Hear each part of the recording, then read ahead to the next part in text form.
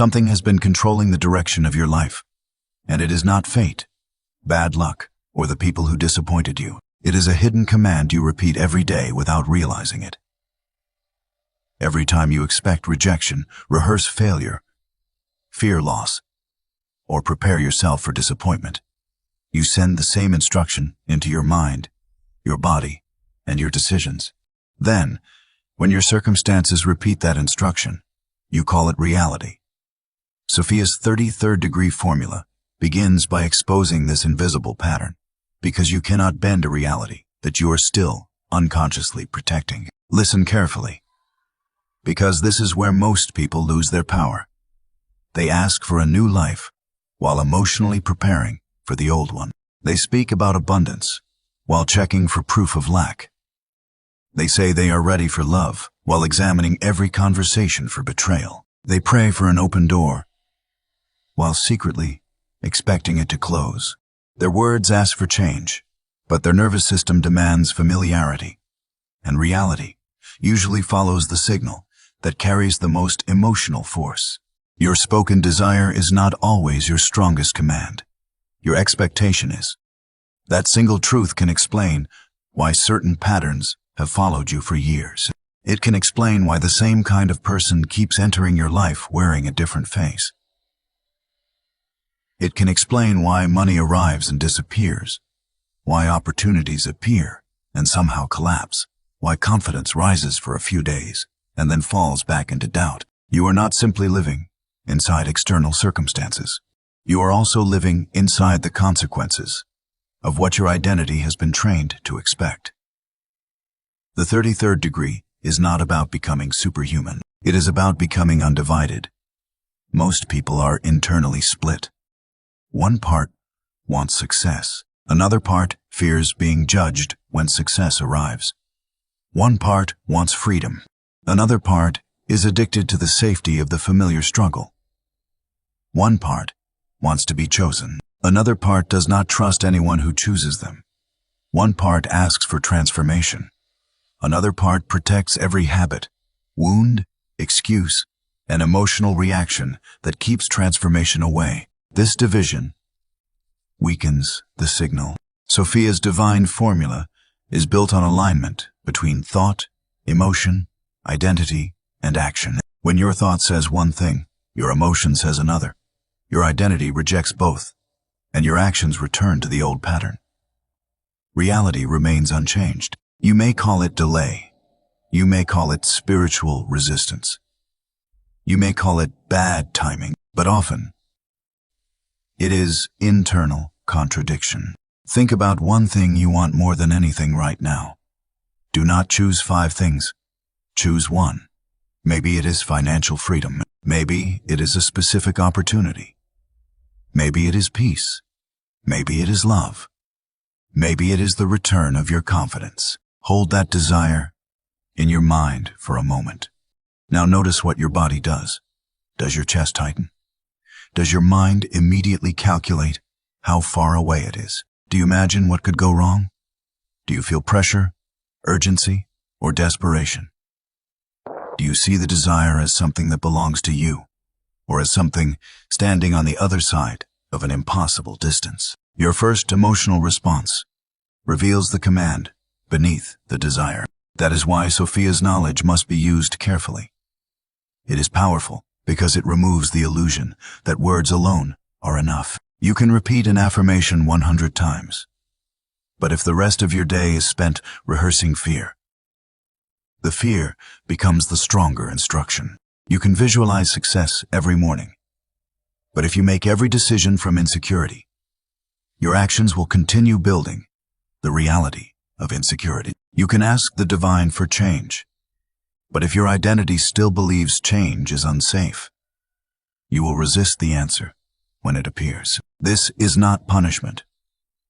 It is conditioning. The deeper mind protects what it knows. Even pain can feel safe when pain is familiar. Even chaos can feel normal when chaos has been repeated long enough. Even disappointment can become an emotional home. That is why people sometimes sabotage the exact opportunity they prayed for. The opportunity does not match their trained identity. It feels unfamiliar, and the body often interprets unfamiliarity as danger. Before we go deeper, subscribe, press like, and comment one word. Aligned. Do it as a declaration that you are ready to recognize the pattern instead of repeating it. The first movement of the formula is awareness without judgment.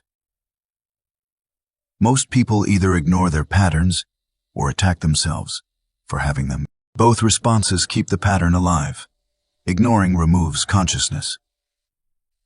Self-attack adds shame. Sophia's method requires something more disciplined. You observe the pattern as if you were studying a mechanism. You notice what activates you. You notice what makes you chase. You notice what makes you shrink. You notice which people can change your emotional state with one sentence. You notice which circumstances instantly make you forget your value. You notice what you repeatedly assume when there is no evidence. This observation is not weakness. It is the beginning of command. A pattern becomes powerful when it remains invisible. The moment you see it clearly, it stops feeling like destiny. You begin to recognize that the voice saying, "This always happens to me," is not prophecy. It is memory trying to become the future. You begin to understand that the thought saying, "They will leave," may not be intuition. It may be abandonment, rehearsing itself. You begin to see that the fear saying, "I will fail again," is not evidence. It is the past demanding authority over the next decision. The second movement is separation. You must learn to separate what happened from what you decided it meant. This is one of the most important parts of the 33rd degree formula. A relationship ended. That is what happened. "I am impossible to love" is the meaning. An opportunity rejected you. That is what happened. "Nothing works for me" is the meaning. Someone betrayed you. That is what happened. "No one can be trusted" is the meaning. You made a mistake. That is what happened. "I ruin everything" is the meaning. The event may be painful, but the meaning can become a lifelong prison. The mind creates meaning quickly because uncertainty feels unbearable. It would rather accept a destructive conclusion than remain without an explanation. But conclusions created in pain often become commands that shape future perception. Once you decide that people always leave, you begin watching for distance. You interpret silence as rejection. You become guarded. You test people. You react early. You push away what you fear losing. Then the relationship breaks, and the old belief says, "See, I was right." The belief created the behavior. The behavior influenced the outcome. The outcome reinforced the belief. That is how realities become self-protecting loops. Sophia's formula breaks the loop by protecting the moment immediately after disappointment. That moment is sacred because your mind is searching for a conclusion. It wants to know what this event means about you, your future, and the world. If you are unconscious, you will give the pain permission to write the meaning. The next time something goes wrong, do not immediately ask, "Why is this happening to me?" Ask, "What am I about to conclude from this?" That question creates distance. It reminds you that an event is not automatically an identity. It reminds you that one rejection is not a universal law. It reminds you that one betrayal is not proof that love is impossible. It reminds you that one failure is not the final measurement of your ability. A temporary event becomes dangerous when you convert it into a permanent definition. The third movement is emotional authority. This does not mean controlling every feeling or pretending to be positive. It means refusing to let every external event become the ruler of your internal state. You can feel fear without obeying it. You can feel anger without becoming destructive. You can feel grief without turning grief into a prediction. You can feel disappointment without making it your identity. An emotion is real, but it is not always a command. Sometimes it is information. Sometimes it reveals a wound. Sometimes it exposes a boundary that was crossed. Sometimes it shows you what matters. But the emotion should be heard, not crowned. Most people give away their authority through reaction. Someone ignores them, and suddenly, their entire day has no value. Someone criticizes them, and they begin questioning everything they built. Someone leaves, and they abandon themselves too. Someone succeeds, and they interpret another person's victory as evidence of their own failure. This is how external reality becomes a master. The 33rd degree formula reverses that relationship. Instead of saying, "When life changes, I will change my state," you say, "I will choose the state from which I meet life." That is not fantasy. It is strategy. Panic produces narrow vision. Shame produces hiding. Desperation produces chasing. Resentment produces distortion. Calm creates timing. Self-respect creates boundaries. Clarity creates options. Courage creates movement. Your emotional state changes what you notice, how you speak, which opportunities you recognize, which risks you take, which people you tolerate, and how quickly you recover. That is why internal state can eventually influence external reality. Not because you are casting a magical spell, but because every state produces a different pattern of perception and behavior. The fourth movement is identity before outcome. You cannot consistently hold what your identity has been trained to reject. Some people want more money, but they feel guilty when they receive more than others. Some want visibility, but they associate attention with danger. Some want love, but closeness makes them feel exposed. Some want leadership, but they fear responsibility. Some want peace, but their body has become so familiar with chaos that peace feels empty. Then, when the desired reality gets close, they delay. They overthink. They start unnecessary conflict. They stop showing up. They lower their standards. They choose the old environment. They tell themselves they lost motivation. In truth, the old identity is defending its territory. This is why forcing yourself rarely creates permanent change. Force may produce temporary action, but identity eventually pulls behavior back toward what feels natural. Lasting transformation begins when the new behavior stops feeling like a performance and starts feeling like an expression of who you are becoming. Do not ask only, "What do I want?"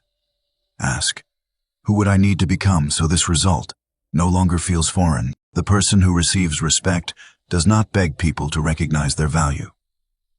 They enforce boundaries. The person who builds wealth does not treat every impulse as a command. They direct attention and resources deliberately. The person who receives healthy love does not abandon themselves to keep connection. The person who leads does not wait for complete certainty. They act with incomplete information and adjust. The person who changes reality does not spend every hour worshiping present conditions. They see conditions as information, not identity. This is the point where Sophia's formula becomes practical. Choose one future identity, not 10. Define it in behavior. Do not say, "I am powerful." Ask what power would do today.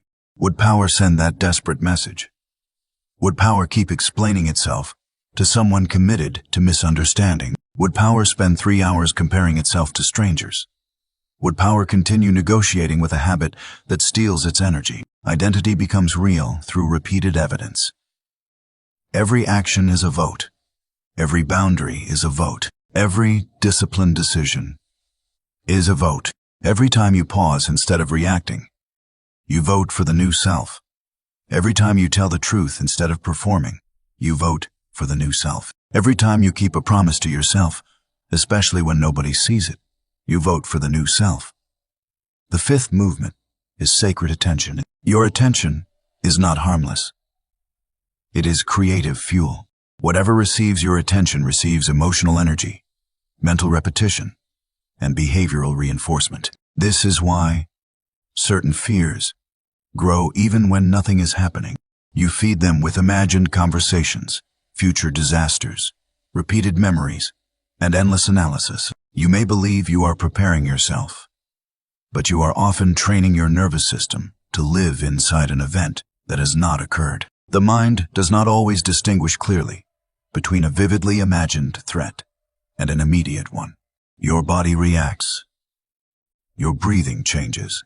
Your muscles tighten. Your perception narrows. Then you enter the real situation, already carrying the emotional chemistry of defeat. Guarding attention does not mean ignoring problems.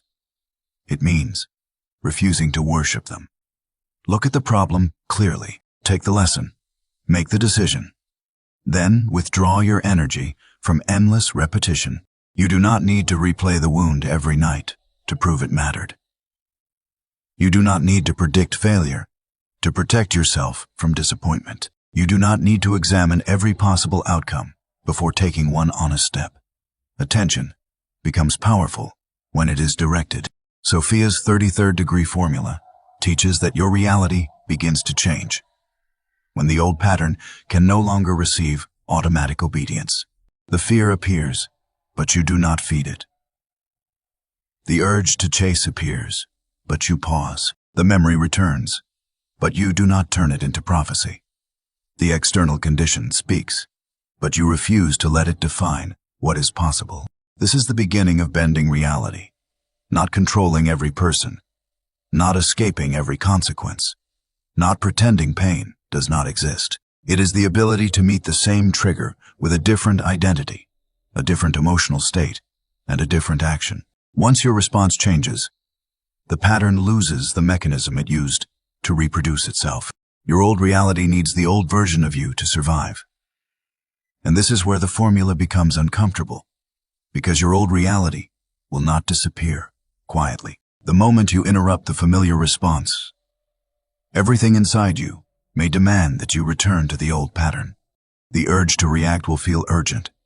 The fear will sound intelligent. The doubt will present itself as caution. The past will bring evidence. Your body may feel restless because it has been trained to survive through repetition, not transformation. Do not mistake discomfort for danger. Discomfort often means the old identity is losing authority. When you stop chasing, the silence may feel unbearable. When you enforce a boundary, guilt may appear. When you stop explaining yourself, you may fear being misunderstood. When you choose discipline, the undisciplined part of you may call it pressure. When you begin expecting better, memories of failure may suddenly become louder. This does not mean the formula is failing. It means the formula has reached the layer that has been controlling you. The sixth movement is called the neutral point. This is the place between the old reaction and the new response. It may last only a few seconds, but those seconds can redirect an entire future. In the neutral point, you do not immediately believe the fear. You do not immediately fight it either. You observe it. You say, "This is the old instruction." You breathe before answering. You let the body settle. You refuse to create a decision from emotional shock. Most destructive choices are not made from truth. They are made from urgency. The desperate message, the impulsive purchase, the angry response, the decision to quit, the return to a person who already showed you their pattern, the abandonment of a goal because one day felt heavy. Urgency narrows your vision until the most immediate relief appears to be the wisest choice. It rarely is. The neutral point restores your ability to choose. When you feel emotionally charged, ask 3 questions. What am I feeling? What story am I attaching to it?